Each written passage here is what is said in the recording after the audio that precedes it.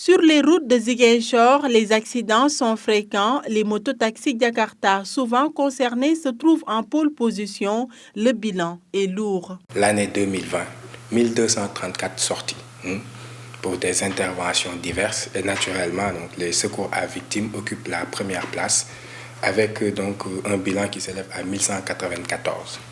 Ayant occasionné 1598 victimes et malheureusement, donc 88 sont décédés.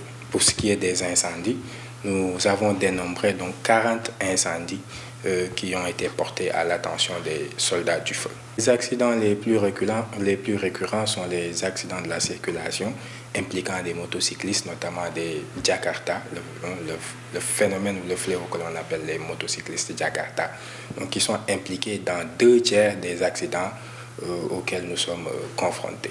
Les éléments des sapeurs-pompiers travaillent également à éteindre les feux. Les incendies sont de plus en plus récurrents dans la région. 40 ont été répertoriés. En cette période de fraîcheur, effectivement, nous connaissons une certaine exacerbation du nombre d'incendies. Mais toujours est-il que quand même les sapeurs-pompiers, du fait de leur promptitude, parviennent toujours à maîtriser l'incendie et à le circonscrire, empêcher sa propagation et finalement donc à l'éteindre. Face à ces chiffres alarmants, le commandant des sapeurs-pompiers de Ziguinchor n'a pas manqué de donner des conseils. Donc les inciter à davantage de prudence parce que effectivement nous avons remarqué beaucoup d'accidents et donc beaucoup de personnes qui sont décédées.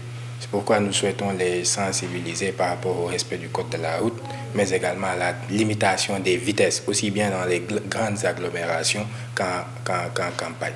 À cela, il faut ajouter le manque de panneaux de signalisation sur les artères de la ville. Avec une urbanité galopante, il est urgent pour les autorités d'offrir de meilleures infrastructures pour limiter les accidents.